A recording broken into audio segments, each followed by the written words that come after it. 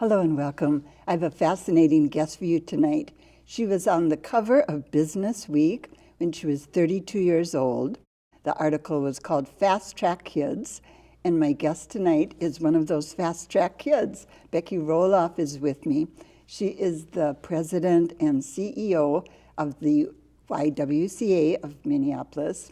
She's very, very active in our community, and I'll tell you more about some of her board work. But first, welcome, Becky. Thank you. It's great to have you here. You've Thank been you. on my wish list for guests for quite a while, so Well, to have thank you you. here is great.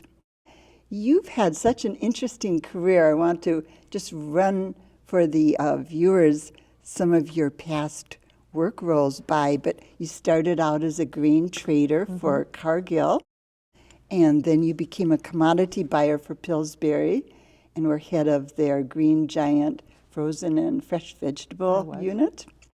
Then you moved to American Express and were there for a lot of years, 17, I read.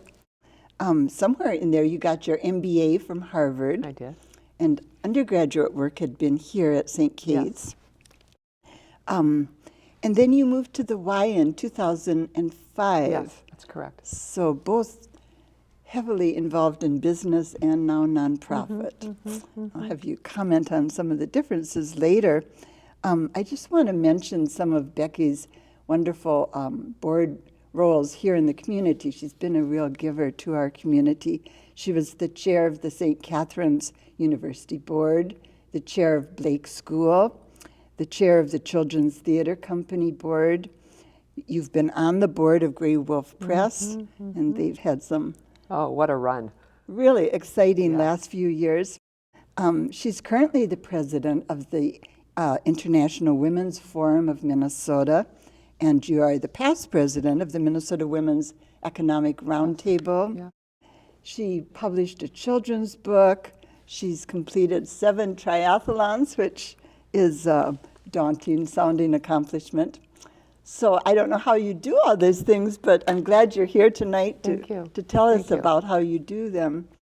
You grew up in North Dakota. I did. And tell us a little bit about your growing up days. Well, my parents were both raised on the farm in North Dakota. My father and mother, when they were married a little bit later in life, in their 30s, and they moved to Dickinson, which is in the southwestern corner of the state. And my father owned a gas station, and my mother was his bookkeeper. And so she was a great role model to me. And that was one of your questions about, we'll get into leadership and who taught you the most about leadership. I would say my mother. And I have 2 brothers and a sister. My sister's passed away. There were 4 of us in 5 years. So we traveled as a clump through school, and it was just a great growing up, great family. We have 66 first cousins. My grandpa and grandma lived, kitty corner, and we knew all my aunts and uncles. So it was the real extended family. A very extended family growing up, and education was always the point of my parents. They both just had a chance for 8th grade education. So college education for all of us was the center. All roads led there. So they expected you would go, and all of us urged you to. And urged us did to. Everybody do that? Yes, we all put ourselves through college. I did it through academic scholarship, thanks to St. Kate's. As my sister went to St. Kate's too. We're both Katies, and my brothers went on sports scholarships to their universities. But I think that education was the road to a better life, and they really wanted that for us. And I think as a core value, fighting for education is probably the place where all roads lead back to for me. I think that's just critical. So with the WISE focus here in Minneapolis on early childhood education, that's got to just feel like such a good personal fit too, isn't it? It does. I feel like I never let anyone describe me as a corporate refugee. I worked for fabulous companies, learned a lot, and when this opportunity came up, I was in a position to say yes. And I've loved it. I've never looked back on the decision. to do it. And I think the work we do at the YW to fight for the right for early childhood education for all Minnesota children, regardless of their parents' ability to pay, and for our girls and youth to be able to give them a chance for college and a career track.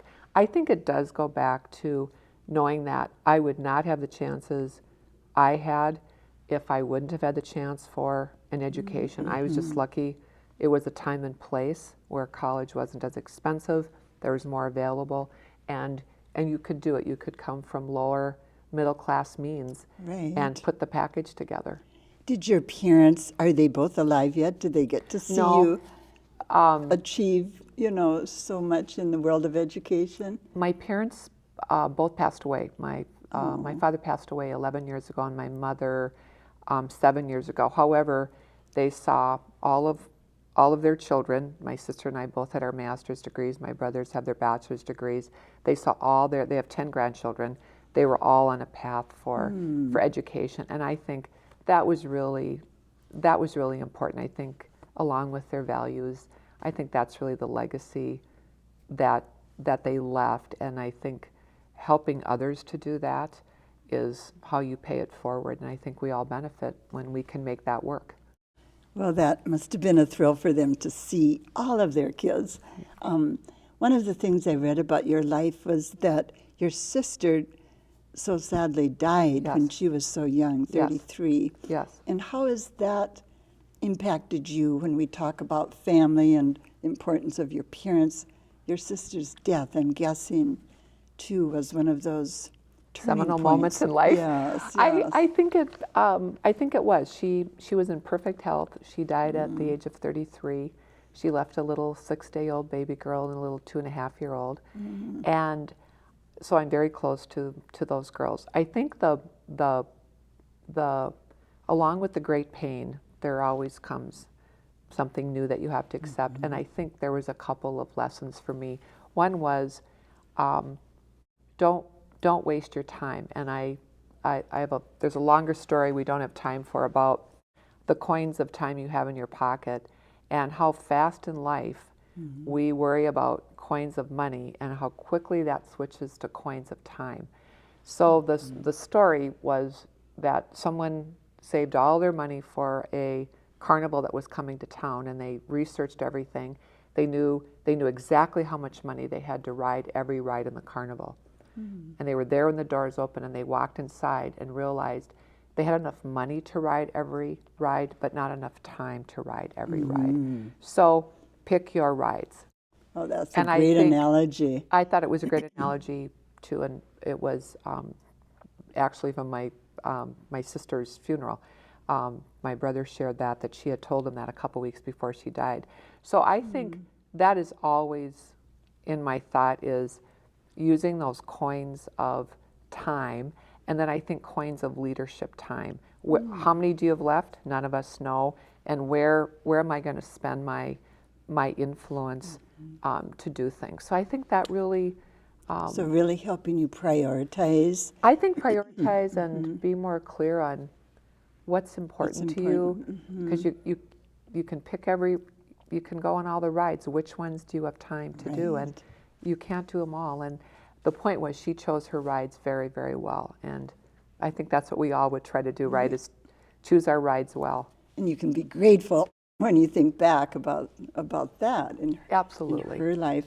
I had a similar experience in terms of having a horrible loss. My father died when I was 14, but it also gave me a similar appreciation for making the most of life, the carpe diem approach.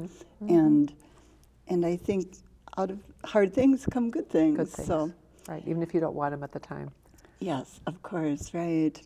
When I think about women and leadership, and I think about you as a grain merchant, and I think about you at Pillsbury, those were days, we go back quite a ways, when it wasn't as common to have women in leadership roles and in those particular jobs. Did you find, Becky, some hard people to deal with and some hard times as a woman in those fields, or were you able to kind of just march through? Well, I think that is an important question, and I've thought about that a lot. I think I was really, really lucky in the caliber of organizations I worked for, and I think I was of that generation that, because I'm 60, I was of that generation where we wanted to have it all, and so I dedicated, my career was really, really important to me, and I married, and I have 2 sons. It was only recently that I really dealt with the guilt I felt about that I hadn't been a good enough mother, that I hadn't done enough, that I should have done more, the shoulda, coulda, wouldas. And I finally have just had to lay that all to rest, because I think the balance myth is a myth. I think and I was really lucky that I married someone who was my biggest cheerleader, who picked up a majority of the parenting responsibilities, and really let me. I was really free to do my career, and I think the family benefited from it. Though there was things I'm sure I could have done differently. I don't know if it would have been better. I think in corporations, I don't have many regrets looking back. I think that's a good feeling, isn't it? It's a good feeling, and I think they were organizations of very high integrity, and I think you learn to what to fight and what not to fight, and how to say things and position things and move it forward. So I always felt I was treated fairly, but maybe I was ignorant and didn't know I wasn't, but I think I was. I had some very good sponsors along the way. I went back to Harvard Business School while I was at Pillsbury. I was wondering when you did that. I did that while I was at Pillsbury. And did they help pay for that? Well, I was at Pillsbury, and then I came back to Pillsbury after that, and that was really good, because I wanted to return I was married, my husband stayed here, I moved back into the dormitory at Harvard Business School. And I think the interesting little story was, I went back in 2012, they had the 50th reunion of the first women graduates of Harvard Business School. So that was in 2012, because the first women coming out of the full-time program was 1962. Wow. The thing It's that not that long ago. The thing that none of us realized is that in the cases we had in 1980 to 82 when I was there wasn't one woman protagonist of the case. There wasn't one woman CEO that the case was about. There'd be women who would be ancillary players in the case study. And maybe that's not so stunning. What was more stunning to us as we sat around drinking wine after the first day was that none of us were upset about that. We had never had that discussion. I think we didn't notice, and maybe expected it to be that way. And look how much it's changed. There's a long way to go. Just in the last 50 years, yes. The last 20 years. Right, the last 20 30 years. Yeah, look at the great things happening with some of the great women CEOs in this city, and we have some wonderful ones. Some of the top foundation leaders, and so the MBA was an important thing to do. It was a very important thing to do. Did you feel that it was an essential thing to do, or was it just a nice thing to do? For me, a good thing to do? For me, it was essential, because I always wanted my master's degree, and I loved school, and to me, it made it feel like it was really a profession, and I loved Harvard Business School. It fit my learning style perfectly. My husband stayed here. I moved back to the dormitory. I could just throw myself at it, and so I just swam in it. It was a real gift part, right? We had no children, so it was possible to do that. So I think any education that you have and I had 4 years of work experience, so you listen differently when someone's speaking, when you go, that's what was going on. I could have done that differently, or what about this example? You have a little bit more experience, I think. I think you can use the education more, can't you? You have a framework that it can hang on. So for me, I loved it. I loved every moment. Years ago, I went to a workshop one morning at St. Kate's, and the topic was women and male leadership and some of the differences and similarities. And I just thought, I'd love to ask you what you think some of the key differences are, or do you think it depends on the individual. You talk about collaborative leadership. Is that a female leadership trait? I think it's maybe more prevalent, but I've seen male leaders have tremendous collaborative skills also. I think that the most important thing in an environment is, can you be yourself in the environment? Mm-hmm. I think, can you bring your best self to work? And I think that's what I think leaders of organizations have to work to do. I think being in tune with people, if women do that a little bit more easily than men, maybe makes that particular piece of the job easier. But I think I've worked with very collaborative men, and I've worked with very uncollaborative women. Mm-hmm. So I think that's a hard stereotype to do. I think generally speaking, you know, all the brain science, women's brains are networked a bit differently, but it takes the diversity of everyone, I think, to come to the best answer possible. So I shy away from women trying to box either way, though I think the more complex the problem, the more background you have around the table, the better your solution is going to be, because you're going to look a lot of different directions for the solution. You and I with similar backgrounds, given a problem, 5 minutes later we go, you must be right because I agree with you, right? Well, if it's really, really complicated, if we had everybody here, we'd likely would get a better solution. Mm-hmm. Just because we're both from Dakotas. Yeah, doesn't mean that we probably have two similar backgrounds, and I think that's the whole story. I think behind. I like that. That makes sense. We've got about 10 minutes left, and I want to ask you some about the specific things you're doing at the Y. But I have one more leadership question, and that is, what has been the hardest thing for you as a leader? Whether it was at Pillsbury or American Express or now, what's been the most challenging task or issue or personnel problem you've had to deal with? Well, I'm consistent in how I answer this, so that's good, right? I think the hardest challenge for me, coming from the corporate world to the nonprofit world, is that if you're in the corporate world and you've got a high quality product and you've got a waiting list of people who want that product, you can't wait for the annual operating plan review, because you know you're going to get funded to grow that business, right? I'm not as mad about it as I was when I first came into the nonprofit world, because I've accepted it. But if you're in the nonprofit world, especially just through the recession we want, when you have waiting lists for children who want your services, you have waiting lists for girls and youth to come in our program, having great results and having a growing demand is no guarantee that you are going to be funded for what you do. And that, to me, is the hardest leadership challenge, because it's anti, I think it's not intuitive, because it's so different than how we would fund or think about any other business model. I've interviewed so many leaders, and no one has ever made that point, but that is a very fascinating observation, because it's so true.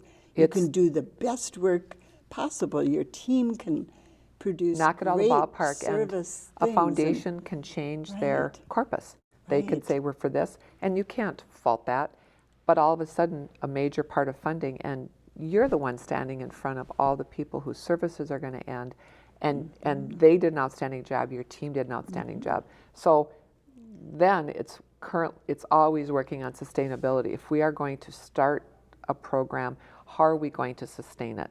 Because many people, especially those I think who have had many challenges, I don't want to be the organization that lets them down. And I think you need to know where to place your trust. So that, to me, in all of my career, that's what I lay awake most at night worried about. So does that mean you diversify the places you're asking for money as much as possible? Yes, you diversify we have our areas of focus. We have the largest nationally accredited nonprofit early childhood in Minnesota. We have 7 schools. So you work hard on policy level and with funders for that. We have the largest girls and youth program in Minneapolis. You work really hard with that funding community. We have a 20,000 member health and fitness business, which gives us very good cash flow, but we also do about $650,000 worth of scholarshiping, including silver sneakers in that program. That. We have one of the largest conversations on race that we host through our racial justice program, and a very good consulting business we built to go into corporations. And then we take our story and our results to change public policy. We had a board member who wisely said, a former state senator said, "You cannot fix these problems with bake sales." And we quote that often because we work to say this is possible. You know, you hear a lot of talk about the achievement gap. We have no achievement gap at the YWCA of Minneapolis. We have over 90% of our children of all backgrounds, all beautiful colors, pass their kindergarten readiness test. It's possible. Yes. We don't have to have an achievement gap. Yeah, I saw those statistics on your website, and I actually went back to reread them, thinking, Becky, could have read that correctly. But so the early childhood program is really onto something, I think. It is, and we know what we need to do. I think maybe that would be a second challenge of difficulty, is knowing we know what works. I don't think as a state we want to pay for it yet, and I live every day with the effects of not doing that and going, this makes no economic sense, it makes no sense for the lives that you could make better. And their parents are just like my parents. They understand education is the road to a better life. They're working to do it, and we do not make it easy, but we keep working to say this is possible. And I enjoy being over at the legislature and advocating, shaking some cages. advocating, and saying, you know, and it's really a bipartisan issue. We've received good support on both sides of the aisle. Are you the main fundraiser for the Minneapolis YW? We have a department, advancement department, but for major asks, the CEO does they that. They want you there, don't they? Absolutely, and yes. To me, it's and storytelling. You want to be there, I too, want to be there. you? To me, it's not for me.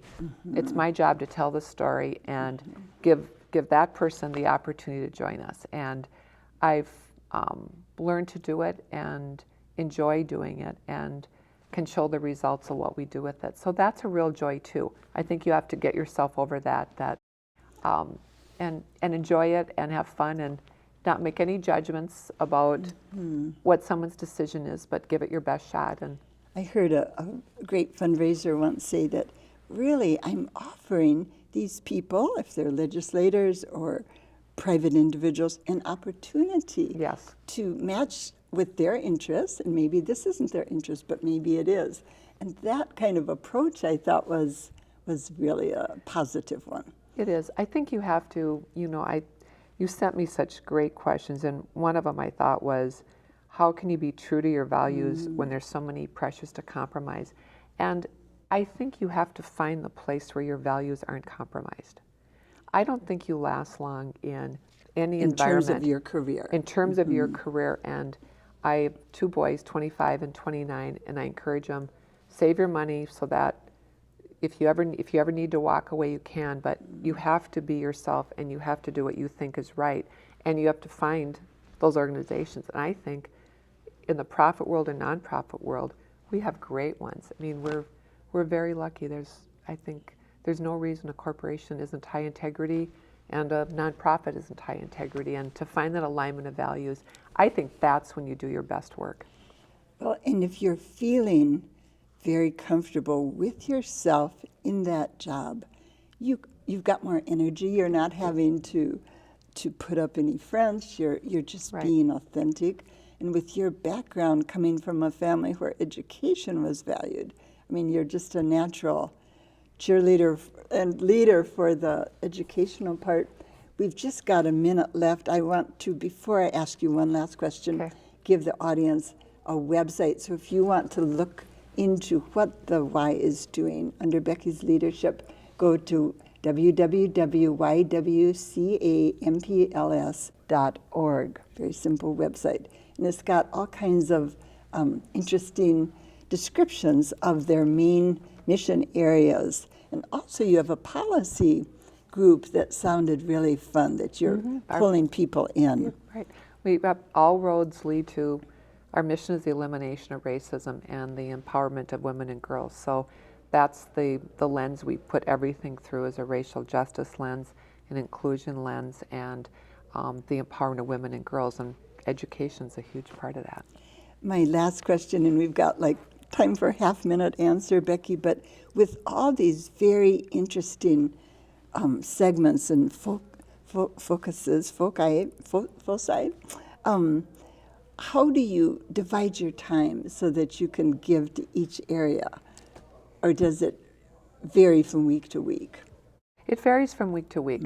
I think the core is, I learned early, I exercise at least 5 days a week. That's what I do in the morning, and everything goes better if I can do that every morning.